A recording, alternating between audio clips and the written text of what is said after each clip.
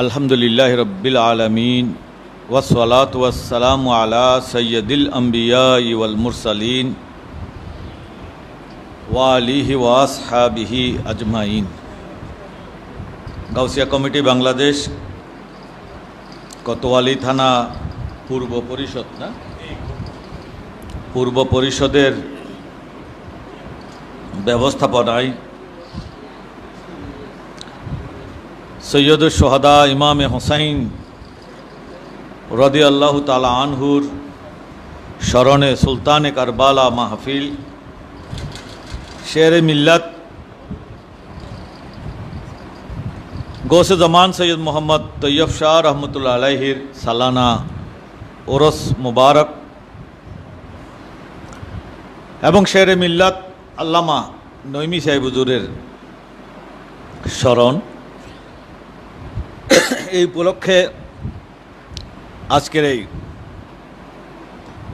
মাহফিলের সম্মানিত সভাপতি গাউসিয়া কমিটি বাংলাদেশ কোতোয়ালি পূর্ব পরিষদের সভাপতি আলহাজ খাইর মোহাম্মদ, উপস্থিত সম্মানিত অতিথিবৃন্দ, ওলামা ইকরাম, খানেকা শরীফের নিয়মিত যারা আসা যাওয়া করছেন সে সমস্ত তরিকতের ভাইয়েরা, গাউসিয়া কমিটি বাংলাদেশ কোতোয়ালি থানার সাথে সম্পৃক্ত কর্মকর্তা কর্মী ভাইয়েরা, আসসালামু আলাইকুম ওয়া রাহমাতুল্লাহি ওয়া বারাকাতুহু। আল্লাহ পাকের দরবারে শুকরিয়া আদায় করছি এবং রসুল করিম সাল্লাল্লাহু তাআলা আলাইহি ওয়াসাল্লামের দরবারে জানাই লক্ষ কোটি দরুদ এবং সালাম। শুকরিয়া আদায় করছি কোতোয়ালি থানা গাউসিয়া কমিটির যারা কারবালার মাসকে সামনে রেখে হুজুর কেবলা গৌসে জামান তৈয়ব শাহ রহমতুল্লাহ আলাইহির উরস শরীফ একই সাথে শের মিল্লাতের স্মরণকে একত্রিত করে এই ঐতিহ্যবাহী খানেকা শরীফকে আলোচনার জায়গা হিসেবে নির্ধারণ করেছেন। এই জন্য আমি আপনাদের সবাইকে মোবারকবাদ জানাচ্ছি। বিশেষ করে যারা খানেকা শরীফে বছরের পর বছর আসা যাওয়া করে তরিকতের যে সবচেয়ে বেশি দরকার তাসাব্বুরে শেখ এবং খানকা শরীফে আসা যাওয়া, এটা তরিকতের জন্য সবচেয়ে বড় উসুল। এই কাজটা যারা করতে পারতেছেন আমি তাদেরকে মোবারকবাদ জানাই। আল্লাহ পাক যেন তাদের উসিলায় আমাদের তরিকতকেও পরিপূর্ণতা দান করেন।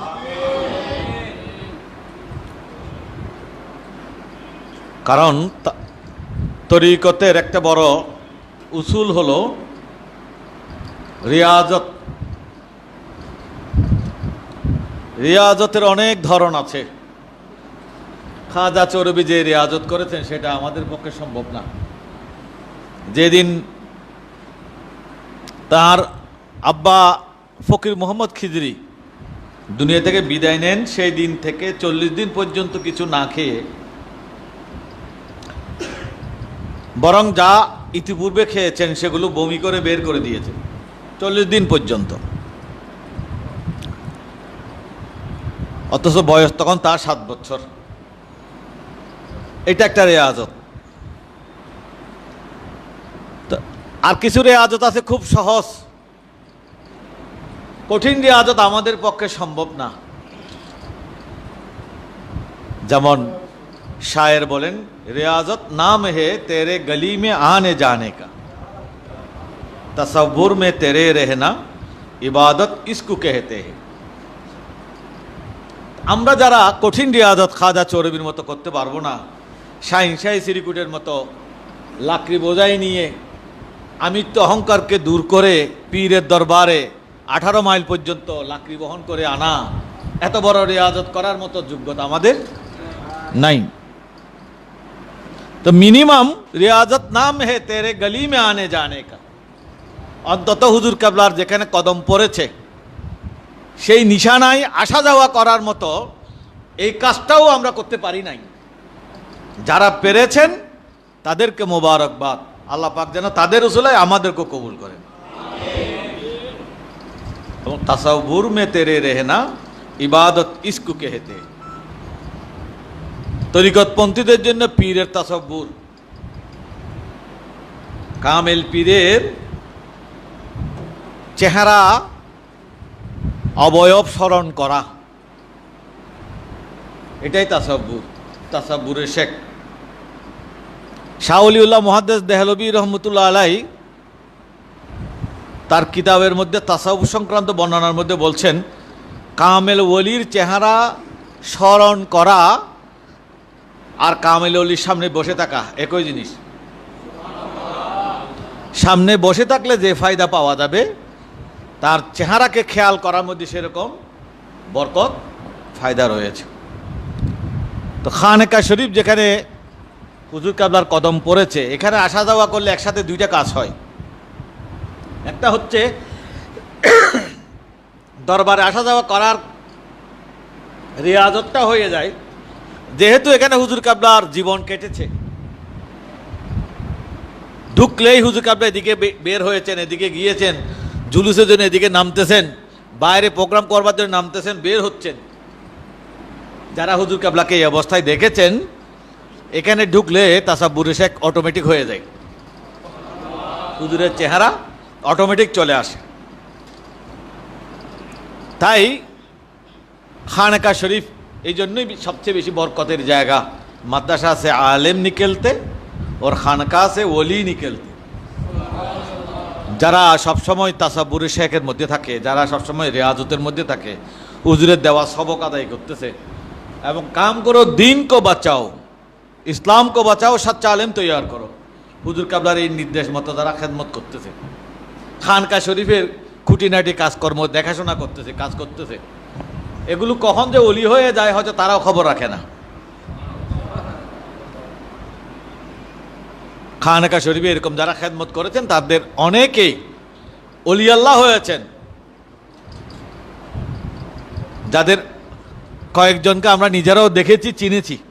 তখন চিনি নাই, পরবর্তীতে জানলাম তারা বড় কামেল ছিলেন।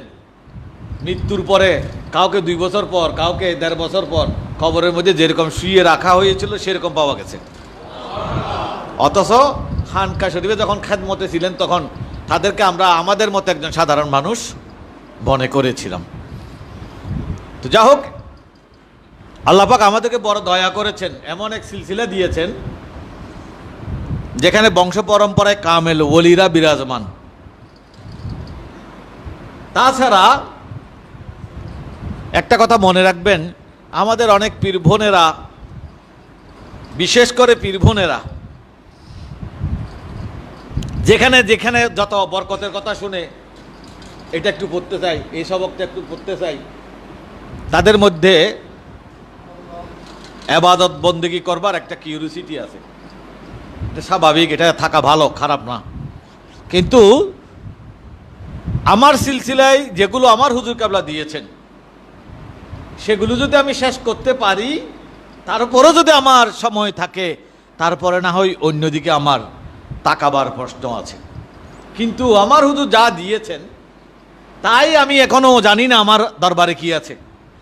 এরাই যদি আবার এদিকে গিয়ে এই জিনিস পড়তে চাই, ওদিকে গিয়ে এই ওজিফা পড়তে চাই, আমি মনে করব তার সময় নষ্ট হচ্ছে। যেখানে বেশি বরকত সেটা বাদ দিয়ে কম বরকতের জিনিসের জন্য তাদের সময় নষ্ট হয়ে যায়।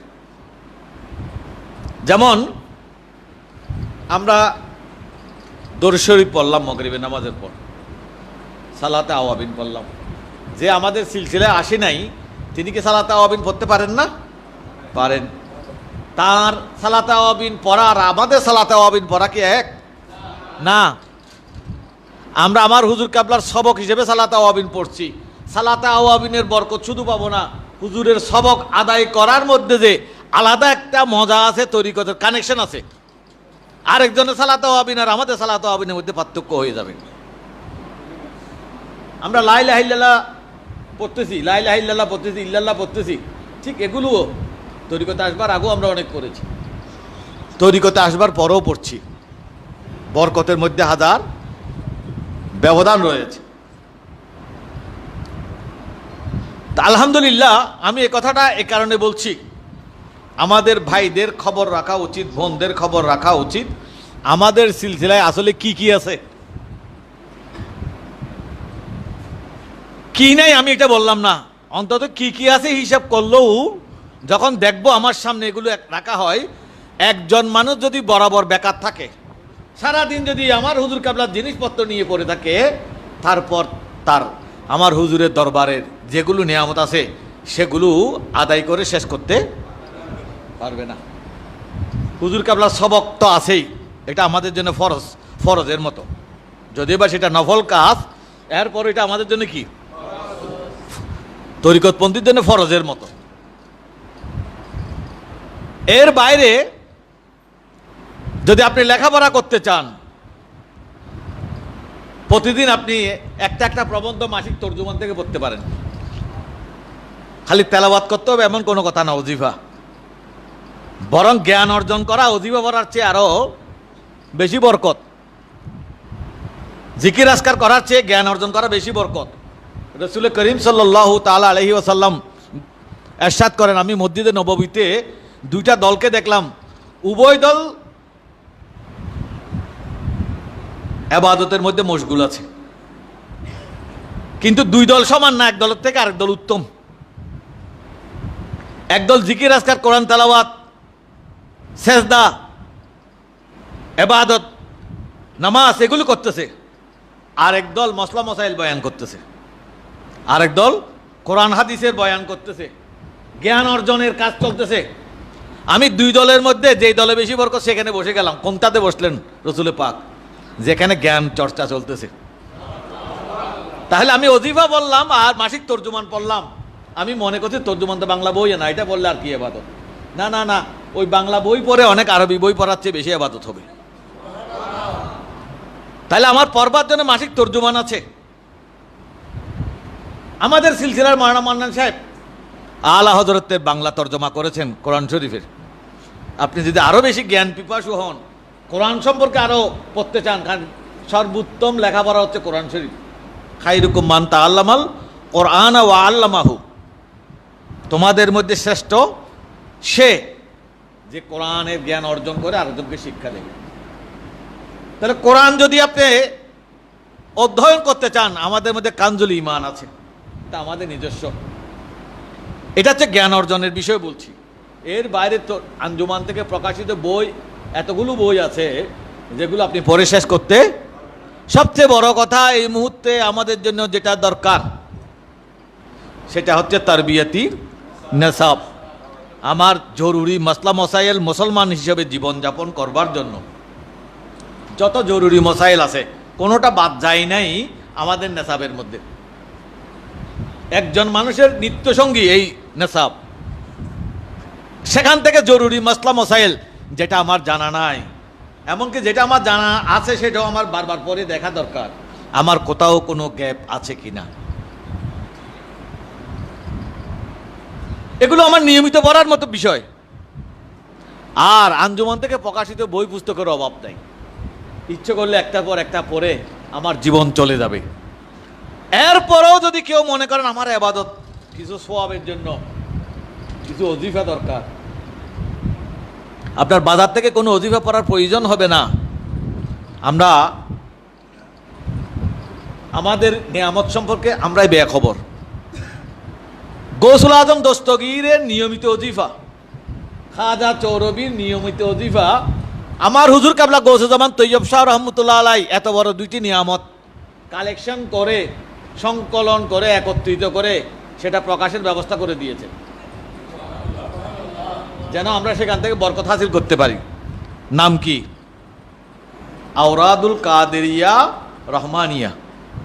আওরাদুল কাদেরিয়া রহমানিয়া খানকা শরীফ আছে কিনা জানি না, আমার মনে হচ্ছে খানকা শরীফে এর কপি রেখে এগুলো মানুষকে দেখানো দরকার।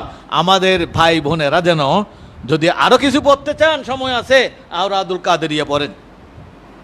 আওরাদুল কাদেরি একজনে পড়ে শেষ করতে পারবে না, এটা গৌসুল আজমের ওজিফা। গৌসুল আজম দোস্ত কি সেখানে ফজরের নামাজের পর, মাগরিবে জোহরের নামাজের পর, আসরের পর, মাগরিবের পর, এশারের পর 5 ওয়াক্ত যে ওজিফা পড়তেন সেই 5 ওয়াক্তের ওজিফা আছে। তার উপরে সাপ্তাহিক ওজিফা আছে। যেমন খাজা চরবির ওজিফা আরম্ভ হয়েছে রবিবার থেকে, গৌসে পাকের ওজিফা আরম্ভ হয়েছে সোমবার থেকে। অর্থাৎ আপনি মনে করেন যে আমি ডেইলি একটা ওজিফা পড়বো, তারপরেও আওরাদুল কাদেরিয়া পড়ে আপনি শেষ করতে পারবেন না। কারণ আওরাদুল কাদেরিয়াতে আপনি যদি ডেইলি ওজিফা পড়তে চান, কমপক্ষে 3টা ওজিফা, আবার রবি সোমবারে বেশি আছে। রবি সোমবার ছাড়া অন্যদিন পড়তে গেলে কমপক্ষে 3টা ওজিফা পড়তে হবে। একটাতে 5-6 পৃষ্ঠা করে হিসাব করলেও 15-20 পৃষ্ঠা আপনাকে ডেইলি পড়তে হবে। গৌসে পাকের প্রতি ওয়াক্তেরটা বাদ দিয়ে আমি দিনেরটা বলতেছি। এরপরেও যদি আপনি আর সারাদিন আবাদত করতে চান, তারপর আপনি গৌসে পাকের দৈনন্দিন আবাদতের জন্য যেটা আছে ডেলি 5 বার, সেটাও পড়তে পারেন। এতগুলো কাজ করার পর আপনার কি সময় থাকবে? আমার মনে হয় আপনি যদি 100% বেকার হন, তারপরেও হুজুর কাবলা যে সমস্ত নিয়ামত আমাদেরকে দিয়েছেন, এগুলোর বাইরে যাওয়ার কোনো সুযোগ নাই। তার উপর তো আমাদের মজমুয়ে সালাওয়াত রসুল আছে, ঠিক কিনা? 30 পারা আপনি যদি খুব ভালো পড়তে পারেন, আপনি এক পারা পড়েন, এরপরও আপনার 1 মাসের খোরাকি রয়ে গেছে মজমুয়ে সালাওয়াত রসুলের মধ্যে, ঠিক কিনা? তো সুতরাং আল্লাহ যে কত বড় মেহেরবান, আমাদেরকে এমন এক সিলসিলা, এমন এক পীর ও মুর্শিদের সাথে আমাদের সম্পর্ক করে দিয়েছেন, যেখানে খেদমতের কোনো অভাব নাই, যেখানে জিকির আসকারের অভাব নাই, যেখানে তসবিহ তাহলিলের অভাব নাই, ওজায়েফ আদায়ের কোনো অভাব নাই। আর যারা হচ্ছেন হযরত ইমামে হুসাইন রাদিয়াল্লাহু তাআলা আনহু বংশধর, যাদেরকে স্মরণ করলেও ইবাদত, আর যাদেরকে মহব্বত করা এটা কোরআন করিম কর্তৃক নির্দেশিত। আমি তোমাদের জন্য যে দ্বীনের এত বড় খেদমত আঞ্জাম দিয়েছি, নিজের দান মোবারক শহীদ করেছি আমার নবী, এর বিনিময়ে আমার নবী আমাদের কাছে কি চেয়েছেন? আল্লাহ পাক বলেন, আপনি বলে দেন এর বিনিময়ে আপনি কিছুই চান না, ইল্লাল মাওয়াদ্দাতা ফিল কুরবা, শুধু নিকটজনের ভালোবাসা। নিকটজন মানে আমার নবীর বংশধর, যাদের স্মরণে আমরা আজকে সোহদায়ে কারবালা মাহফিল করছি। আরেকটা কথা বলি, যারা বাংলা এখানে এই যে মজমুয়ে সালাওয়াত রসুলের কিছু এগুলো বাংলা তর্জমা সহ পারা, শুধু তর্জমা না, বাংলা উচ্চারণও আছে। আবার আওরাদুল কাদেরিয়াতুর রহমানিয়া, এটারও বাংলা হয়েছে। এটা তো আপনি উচ্চারণ সহ এবার ভাবার্থ সহ পাবেন, যেখানে কোরআন করিমের নবীর শানে যে সমস্ত আয়াত, সেগুলো সংকলন করে সেগুলো দিয়ে নবীর উপর দরুদ শরীফ পড়া থেকে শুরু করে মজমুয়ে সালাওয়াত রসুল এক মজা, আওরাদুল কাদেরিয়ার মধ্যে আরেক মজা।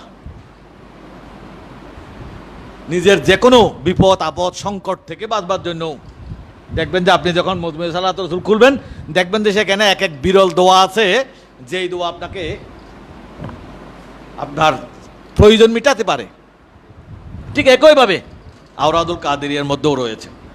কথাগুলো আমি শুকরিয়া আদায়ের জন্য এবং আমাদের ভাইদের বোনদেরকে সচেতন করবার জন্য আমি শুরুতেই বলে নিলাম, ভাইয়েরা খবর নেন নিজের ঘরের মধ্যে কি কি আছে, ঘরের খবর আগে নেন। তাহলে এটা হচ্ছে যে তরবিয়তে নেশাব, আওরাদুল কাদেরিয়াও এত বড় সাইজ, যেটা তর্জমা হয়ে গেছে, একটা সাইজ আমাদের নেশাবের মতো হয়ে গেছে। ঘরের মধ্যে রাখবেন, মা বোনেরা একটু একটু হইলে পড়বে। যেমন 10ই মুহররম সারা রাত মানুষ ইবাদত করতে চায়, কি করবে? কোরআন শরীফ পড়বে, আমাদের মজমুয়ে সালাওয়াত রসুল পড়বে, আওরাদুল কাদেরিয়া পড়বে, মসলা মাসাইল পড়বে, সবগুলো ইবাদত।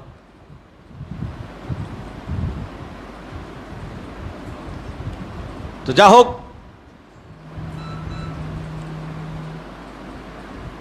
হুজুর গৌসে জামান সৈয়দ মোহাম্মদ তৈয়ব শাহ রহমতুল্লাহ আলাইহ, যার বদৌলতে আমরা পেয়েছি গাউসিয়া কমিটি বাংলাদেশ জশ্নে জুলুস ঈদ মিলাদুন নবী সাল্লাল্লাহু আলাইহি ওয়াসাল্লাম, তরজুমানে আহলে সুন্নত।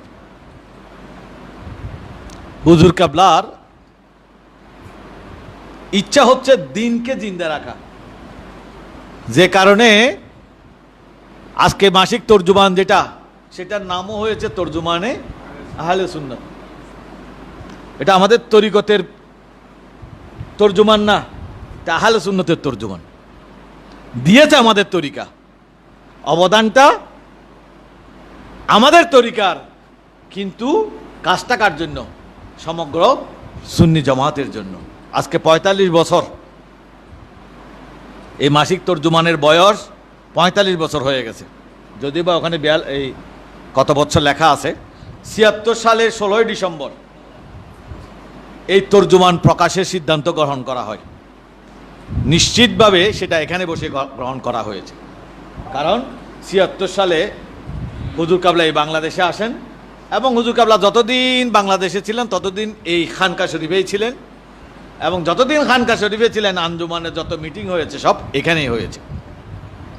সুতরাং মাসিক তর্জুমানের জন্মও এখান থেকে হয়েছে, খানকা শরীফ থেকে হয়েছে। কেন হুজুর কাবলাদের চিন্তাধারা এত ব্যাপক? কারণ হুজুর কাবলা তো ইমামে হোসাইন রাদিয়াল্লাহু তাআলা আনহুর বংশধর। ইমাম হোসাইনের পরিচয় কি? ইমাম হোসাইনের অনেক লম্বা পরিচয়, এতগুলো আমাদের মাথায় ঢুকবে না, বা এত জিনিস এক কথায় বলা যায় না। ভারতবর্ষে যিনি ইসলামের প্রতিষ্ঠাতা গরিব নওয়াজ, তিনি বলেন দিন আস্ত হোসাইন। ইমাম হোসাইনের অপর নাম হচ্ছে দিন ইসলাম। দিন আস্ত হোসাইন, দিন মানে ইমাম হোসাইন, দিন পানা আস্ত হোসাইন, দিনের রক্ষাকারী ইমাম হোসাইন। সেই ইমামে হোসাইন রাদিয়াল্লাহু তাআলা আনহুর রক্ত ঝরেছে কারবালায়। সর্বোচ্চ ধৈর্য ধারণ করেছেন তিনি দিনের জন্য, সর্বাত্মক চেষ্টা করেছেন কেউ যেন ইমাম হোসাইনের হত্যাকারী হয়ে গুনাহগার না হয়। নিজের জান বাঁচানোর জন্য না, ওনাদের কাছে জানটা তুচ্ছ বিষয়। ঈমান নবীর উম্মতদেরকে গুনাহগার না বানানো, তারা যেন গুনাহগার না হয়, তারা যেন জাহান্নামী না হয়, এই জন্যই ইমামে হোসাইন রাদিয়াল্লাহু তাআলা আনহু কারবালার ময়দানে বারবার বোঝানোর চেষ্টা করেছেন যে তোমরা ভুল করতে আসছো, তোমরা কেন আমাকে হত্যা করতে আসছো, এর পরিণাম কি হবে তোমরা কি বুঝতে পারতেছো কিনা। বারবার ওয়াজ নসিহত করে বক্তব্য দিয়ে তাদেরকে বোঝানোর চেষ্টা করেছেন। কারণ কেউ যদি ইমাম হোসাইনের বিরুদ্ধে যাওয়া মানে দ্বীনের বিরুদ্ধে চলে যাওয়া, কারণ ইমাম হোসাইন মানে দ্বীন ইসলাম। যারা ইমাম হোসাইনের বিরুদ্ধে সেদিন কারবালার ময়দানে গেছেন, তারা মূলত দ্বীনের বিরুদ্ধে গেছেন, ইসলামের বিরুদ্ধে গেছেন। তাদের অজান্তে হোক, প্ররোচনায় হোক, লোভের বশবর্তী হয়ে হোক। সত্যিকার অর্থে একদিকে দ্বীন আর একদিকে দুনিয়া। এজিদের পক্ষে ছিল দুনিয়া এবং ক্ষমতা, আর ইমামের পক্ষে ছিল দ্বীন ইসলাম। যারা দুনিয়াকে বর্জন করতে পেরেছে, ক্ষমতাকে তুচ্ছ জেনেছে, দ্বীনের জন্য সব ছাড়বার জন্য যারা প্রস্তুত হয়েছে, তারাই হোসাইনি হিসেবে সাব্যস্ত হয়েছে।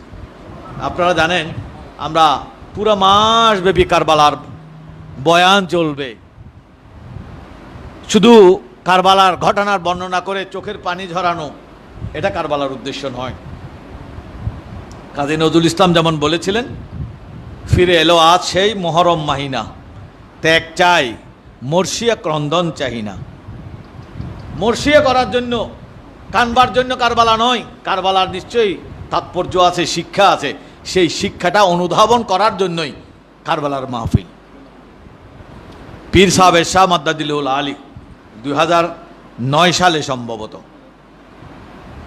হোসাইনি বলতে কাকে বোঝানো হয়, কারা হোসাইনি, সে কথা শিক্ষা আমাদেরকে দিয়েছেন। হুজুর বলেছিলেন 9 মুহররম দিবাগত রাত কারবালা সংগঠিত হয়েছিল তারপরের দিন না। 9 মুহররম দিবাগত রাত মানে কয় তারিখ? হ্যাঁ, 10 তারিখ। রাত আগে আসে, দিন পরে। ইসলামী কায়দা অনুসারে আগে আসে কি? রাত। 9 মুহররম দিবাগত রাত, তার মানে 10ই মুহররমের রাত। তারপরের দিন 10ই মুহররমের দিন, তারপরের দিনেই কারবালার আসল ঘটনা, ইমাম হুসাইন শাহাদাত বরণ করেছিলেন। ওই রাতেই ইমামে হুসাইন রাদিয়াল্লাহু তাআলা আনহু তার সাথে যারা মদিনা পাক থেকে মক্কা শরীফ থেকে এই কুফা পর্যন্ত এসেছেন, তাদের ডেকে বলেছেন, এই এজিদিরা তাদের শত্রু শুধুমাত্র আমি, তোমরা কেউ তার শত্রু না। এজিদ চায় আমাকে তার বশীভূত করতে, আমি তার বশীভূত হব না, সুতরাং তার সাথে আমার সংঘাত হবে, সে আমাকে হত্যা করবার চেষ্টা করবে। কিন্তু তোমাদের সাথে যেহেতু এজিদের কোনো শত্রুতা নাই, সুতরাং তোমরা আমার জন্য অনর্থক প্রাণ দিয়ে কোনো লাভ নাই। কারণ এজিদ যেহেতু আমি একজনকে খুন করলে এজিদের কাজ শেষ, তাহলে তোমাদের এতজনকে খুন করার দরকার কি? সুতরাং আমি তোমাদেরকে একটা পরামর্শ দিচ্ছি, তোমরা আজকের এই রাতের আঁধারে সুযোগ আছে, তোমরা যার মতো করে নিজ নিজ বাড়িতে চলে যাও। যেহেতু আমাকে থাকতে হবে, আমাকে এখানে থাকতে হবে, কারবালায় আমার ঠিকানা, আর এজিদ আমাকে চায়, আমি থাকি, তোমরা চলে যাও। এতটুকু বলেছিলেন, তোমাদের বিরুদ্ধে চলে গেলে আমার কোনো অভিযোগ থাকবে না। আমি স্বেচ্ছায় তোমাদেরকে রক্ত না ঝরার জন্য, নিজের জীবন বাঁচানোর জন্য চলে যেতে বলছি। কারণ আমি একটা জান নিয়ে যদি এজিদের কাজ হয়ে যায়, তো তোমাদের জান দেওয়ার কোনো প্রয়োজন। কিন্তু ওনারা এক পাও নড়লেন না কেউ। শেষ পর্যন্ত ইমামে আলী মকাম ইমামে হুসাইন রাদিয়াল্লাহু তাআলা আনহু বলেছিলেন, আমার সামনে দিয়ে তোমাদের চলে যেতে যদি বিবেকে বাধা দিচ্ছে, লজ্জা লাগছে, চক্ষু লজ্জার বিষয় আছে, একটা কাজ করি, আমি তাঁবুতে যে বাতি জ্বলছে বাতিগুলো নিভাই দিচ্ছি, তাঁবু আমি অন্ধকার করে দিচ্ছি, তোমরা যার মতো করে চলে যাও। তারা কেঁদে ফেললেন, তারা বললেন, না ইমাম, আমরা ওই এজিদিদের মতো না, আমরা ওই কুফার মানুষের মতো না যারা আপনাকে চিঠি দিয়ে ডেকে এনেছে, ইমাম মুসলিমের হাতে বায়াত হয়েছে, আবার ক্ষমতার তলোয়ার যখন দেখেছে তারা আবার বায়াত ফেরত দিয়ে আপনার বিপক্ষে চলে গেছে। সে কুফারবাসীর মতো সেই রকম হোসাইনি আমরা না, তারা হোসাইনি দাবিদার, আর আমরা প্রকৃত হোসাইনি। আমরা কারবালার ময়দানে আপনার সাথে থাকব, আগে আমরা শহীদ হব, তারপর আপনি শহীদ হবেন। আল্লাহু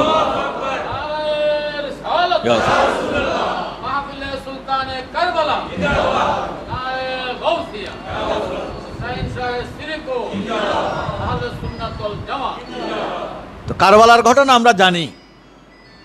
সবার শেষে যিনি শহীদ হয়েছেন তিনি কে?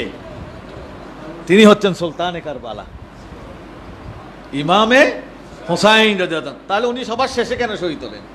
কারণ যারা কথা দিয়েছিলেন তারা কথা রেখেছেন। আগে আমাদের জান থাকতে আপনার কাছে কেউ আসবে পারবে না, আগে আমরা শহীদ হয়ে যাব, তারপর আপনি। তারা একজন একজন করে, আগে বাইরে যারা ছিলেন সাথী তারা একজন একজন শহীদ হয়েছেন, তারপর ঘরের একজন একজন করে শহীদ হয়ে সর্বশেষ ব্যক্তি হিসেবে ইমামে আলী মকাম ইমাম হুসাইন রাদিয়াল্লাহু তাআলা শাহাদাত বরণ করলেন। হোসাইনি কারা? দুই প্রকারের হোসাইনি কারবালার ময়দানে প্রমাণিত হয়েছে। কুফার মানুষ যারা ইমাম হুসাইনকে দাওয়াত দিয়ে কুফায় নিয়ে গেছে চিঠির মাধ্যমে, আপনি আসেন, না আসলে কিন্তু আমরা এজিদের হাতে যদি বায়াত হই, কাল হাসরের ময়দানে নানাজির কাছে আমরা নালিশ করব, আপনার নাতিকে দাওয়াত দিয়েছিলাম উনি আসেন নাই, আমরা ওনাকে না পেয়ে আমরা এজিদের পক্ষ হয়েছিলাম। কত সুন্দর অল্টারনেটিভ রাখে নাই, আর বিকল্প রাখে নাই। কেউ যদি সত্য এবং মিথ্যার মধ্যে, আপনি এদিকে না আসলে আমি মিথ্যার পক্ষে যাব, তখন আমার আপনার কর্তব্য হবে সত্যের দিকে তাকে টেনে আনা। চিঠির ভাষা ছিল এরকম, যে কারণে ইমামে হোসাইন রাদিয়াল্লাহু তাআলা আনহু সেখানে চলে গিয়েছিলেন। তো তারা হোসাইনি দাবিদার, যারা সাথে গেছিলেন তারা হোসাইনি দাবিদার না, তারা ইমাম হোসাইনের অবস্থা দেখে চলে গেছেন সাথে, অন্তর ফেটে যাচ্ছে সেই কারণে। আর ওরা হোসাইনি দাবিদার, যারা চিঠি দিচ্ছে, আমরা মওলা আলীর সাথে ছিলাম, আপনার সাথে থাকবো, আমরা আপনার সাথে থাকবো, আপনার জন্য জীবন দেব, আপনার জন্য আমাদের সম্পদ বিলি করে দেব, সন্তান কোরবানি করে দেব, তারপর আমরা এজিদের বিরুদ্ধে লড়াই করব। তারা কি কথা রাখতে পেরেছে? তাহলে কুফার মানুষ হোসাইনি দাবিদার। আর প্রমাণ হয়েছে হোসাইনি মাত্র 80 জন 82 জন, যারা ইমাম হোসাইনের সাথে কারবালা পর্যন্ত চলে গিয়েছিলেন, না জানি পথে ঘাটে কারবালা ইমাম হোসাইনের কি হয়। এই জন্য নবীজির বংশধরকে পাহারা দিয়ে সাথে সাথে যারা গিয়েছিলেন, এবং একজনও ফিরে আসেন নাই। ইমাম হোসাইন অবকাশ দিয়েছেন, তারপরে ফিরে আসেন নাই, তারা হচ্ছেন হোসাইনি। তো সুতরাং হোসাইনি দাবি করা খুব সোজা, কুহবাসীর মতো। 12,000 বায়াত হয়েছিল। আমরা হুজুর কাবলার হাতে বায়াত হওয়ার লোকের মধ্যে অনেক দেখেছি, যারা বায়াত হওয়ার পর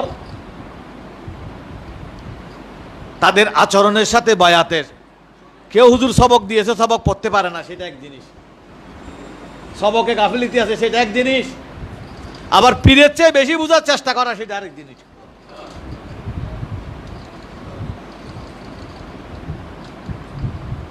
তো সুতরাং আজকে প্রকৃত অর্থে হোসাইনি বুঝবার জন্য, হোসাইনি চিনবার জন্য এই কারবালার মাহফিল।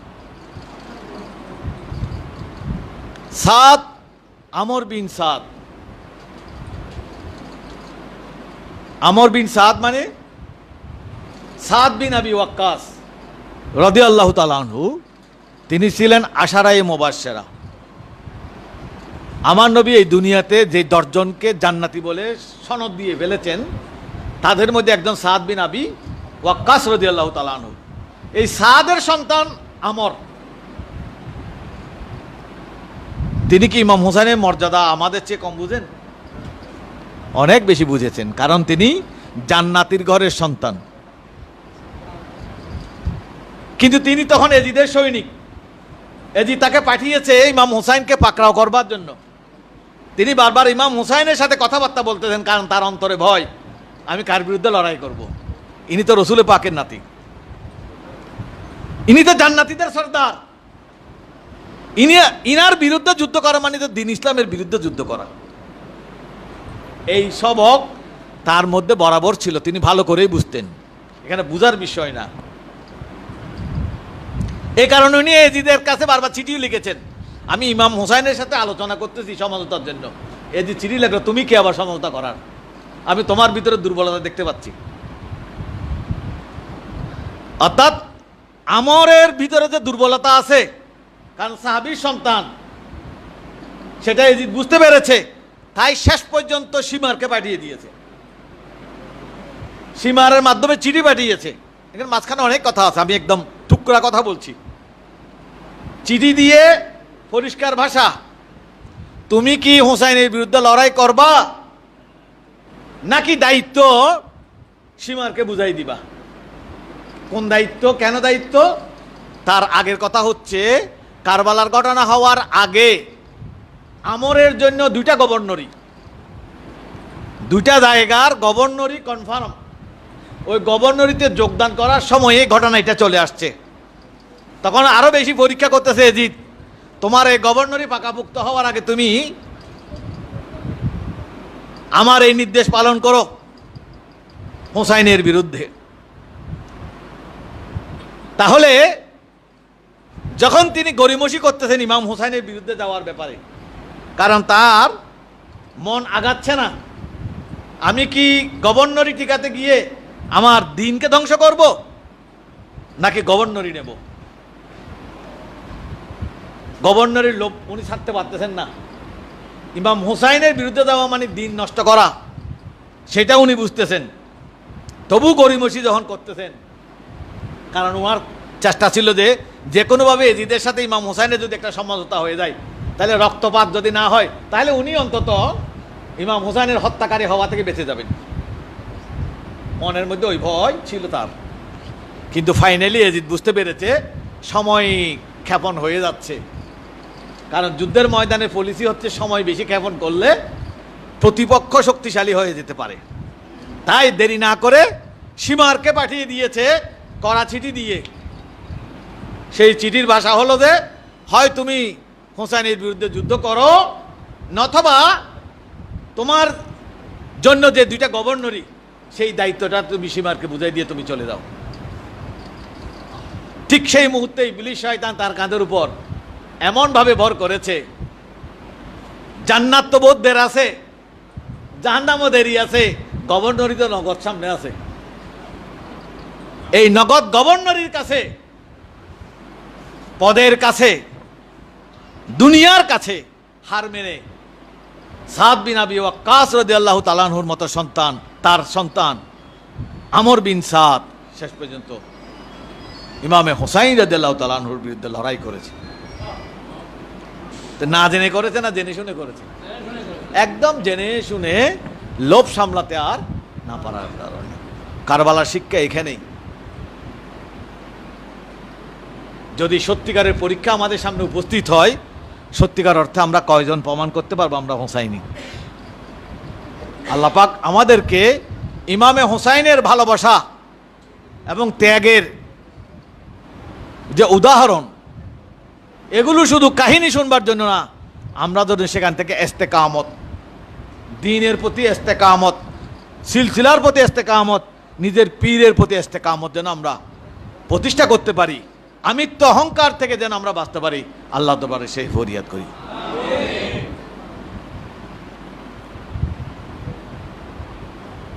সেই ইমামে হোসাইন রাদিয়াল্লাহু তাআলা আনহুর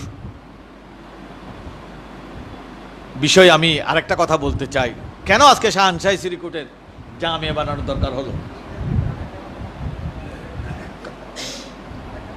কাম করো দিন কো বাঁচাও, সাচ্চা আলেম তৈয়ার করো। গৌসুদমান তৈয়ব শাহ কেন বললেন সাচ্চা আলেম মানে হোসাইনি আলেম তৈয়ার করো? কতগুলো কথার সহজ অর্থ বুঝতে হবে। আজকের কারবালার মাসে সাচ্চা আলেম শব্দের অর্থ হচ্ছে হোসাইনি আলেম। কেন? একই কোরআন শরীফ, ৭৩ দলের তরজমাও ৭৩ রকম, ব্যাখ্যাও ৭৩ রকম। আপনারা সেগুলো বিভিন্নভাবে শুনেছেন। আমি কারবালার প্রেক্ষাপট একটা ঘটনা বলি, দেখবেন যে এজিদও কিন্তু কোরআন শরীফ ভালো করে জানতো, কিন্তু এজিদের ব্যাখ্যা আরেকটা, ইমাম হোসেনের ব্যাখ্যা আরেকটা। দুই রকমের ব্যাখ্যার মধ্যে কোন ব্যাখ্যা আল্লাহর দরবারে কবুল হবে? কারণ ইমাম হোসেনের ব্যাখ্যা ছিল দ্বীনি ব্যাখ্যা, ইমানি ব্যাখ্যা, আর এজিদের ব্যাখ্যা হচ্ছে ক্ষমতার ব্যাখ্যা। যেমন যখন ইমামে আলী মকামকে শহীদ করে এজিদের দরবারে নিয়ে যায়, এজিদ অনেক নাটক করেছে। প্রথমে একটু কান্নার ভান করেছে, হাইরে হাইরে হাইরে ইবনে জিয়াদ, তুই এরকম কেন করলি ইমাম হুসাইনকে, ইত্যাদি ইত্যাদি। কারণ সেখানে ইমাম হুসাইন রাদিয়াল্লাহু তাআলা আনহুর পরিবার পরিজন আছে, তাদের সামনে মায়া কান্না। কারণ এই এজিদ ইমাম হুসাইন আবার আত্মীয় হয়, আত্মীয়তারও একটা সম্পর্ক আছে রাসূল করিম সাল্লাল্লাহু আলাইহি ওয়াসাল্লামের সেদিক থেকে। তাদেরকে মেহমানদারিও করেছে, সব আছে, মায়া কান্নাও কেটে দিয়েছে। পরক্ষণে এজিদ তার লাঠি দিয়ে ইমামে হুসাইন রাদিয়াল্লাহু তাআলা আনহুর দাঁত মুবারকে লাঠি দিয়ে গুতা মেরেছে। গুতা মেরে মেরে এ কথা বলেছে, এই হুসাইন বলেছিল সে আমার চেয়ে শ্রেষ্ঠ, তার বাবা আমার বাবার চেয়ে শ্রেষ্ঠ, তার মা আমার মার চেয়ে শ্রেষ্ঠ, তার নানা আমার নানার চেয়ে শ্রেষ্ঠ। এজি স্বীকার করতেছে তার নানা আমার নানার চেয়ে শ্রেষ্ঠ, সেটা প্রত্যেক মুসলমানের বিশ্বাস। তার মা আমার মার চেয়ে শ্রেষ্ঠ, সেটাও মানি। কিন্তু তার বাবা আর আমার বাবা দুইজনের মধ্যে একটা ফয়সালা হয়ে গেছে, মোমেনরা ফয়সালা করে দিয়েছে, সুতরাং সে আলাদা করে শ্রেষ্ঠত্ব দাবি করার দরকার নাই, বা অর্থাৎ সে সেটা মানে নাই। এগুলো বলে সে বলতেছে ওই গুতা মেরে কোরআনের আয়াত তেলাওয়াত করলো। কোরআন শরীফের একটা আয়াত আছে না, কুলিল্লাহুম্মা মালিকাল মুলক, এই আয়াত তেলাওয়াত করে করে সে বলতেছে, ইমাম হুসাইন তুমি কোরআনের এর অর্থ বুঝো নাই যে মালিকানা ক্ষমতা আল্লাহ যাকে ইচ্ছে তাকে দান করে, মানে এজিদকে আল্লাহ পাক দান করছে, ইমাম হুসাইনকে দান করে নাই। হ্যাঁ, তাহলে কোরআন শরীফের একটা এজিদি ব্যাখ্যা আছে কিনা? যেহেতু শত শত এজিদি ব্যাখ্যা দেওয়ার আলেম তৈরি হয়েছে,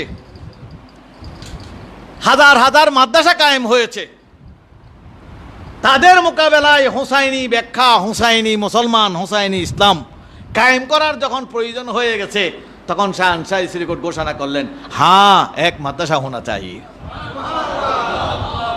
এক মাদ্রাসা হোনা চাহিয়ে। তার মানে কি মাদ্রাসা নাই?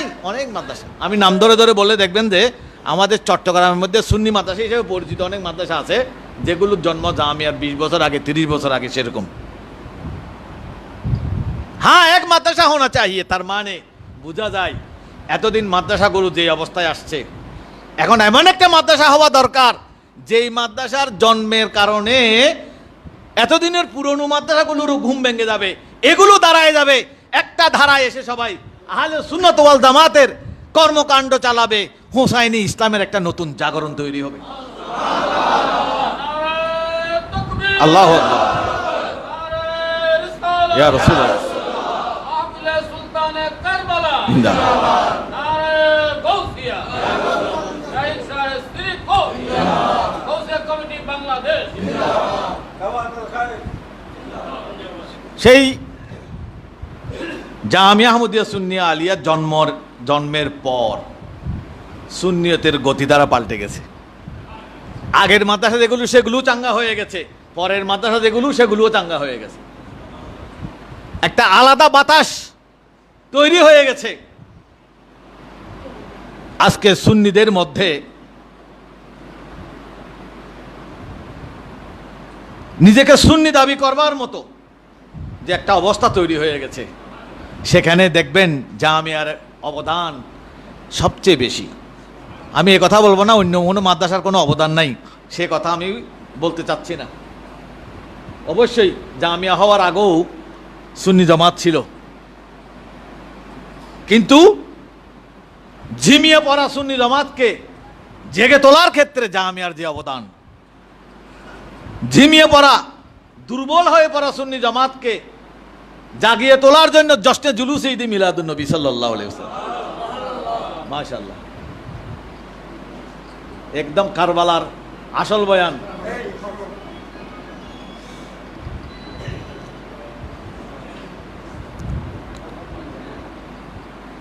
তো জশ্নে জুলুস দিয়েছেন হুসাইনি মুসলমানদেরকে অভয় দেওয়ার জন্য যে তোমরা এত হীনপ্রাণ হইও না, তোমাদের পক্ষে লাখো লাখো মানুষ একসাথে মিছিল করতেছে। মনের মধ্যে আজকে সুন্নি মুসলমানদের সাহস বেড়ে যায় 12 রবিউল আউয়াল আসছে। এগুলো হচ্ছে আউলিয়া ইকরামের এক একটা হিকমত। আউলিয়া ইকরাম আমাদেরকে এক একটা হিকমতের মাধ্যমে আমাদেরকে জাগিয়ে তুলেছেন। আমার বক্তব্য আর রাখার প্রয়োজন নেই, সম্ভবত আনিসুজ্জামান সাহেব আসবার জন্যই আমাকে অনির্ধারিতভাবে আমাকে তুলে দেওয়া হয়েছে।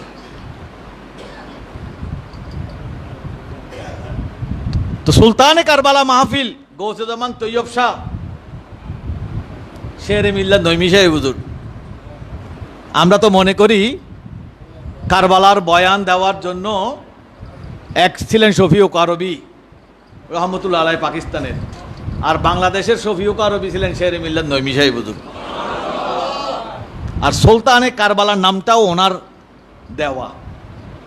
একাধারে 10 দিন তিনি কারবালার উপর বয়ান করার লোকজন একটা ধারাবাহিক কারবালার বয়ান শুনবার সুযোগ পেয়েছিল। এমনি কারবালার মাহফিলে 10 দিনের মাহফিলে হিসাব করলে 300 জনের উপরে অতিথির আলোচক থাকে কোনো কোনো প্রোগ্রামে। কেউ 2 মিনিট, কেউ 3 মিনিট, কেউ 5 মিনিট, 10 মিনিট।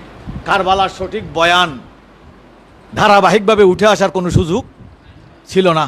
সেটা নইমি সাহেব হুজুর এখানে চালু করেছিলেন। 10 দিন একাধারে উনি প্রধান বক্তা থাকতেন।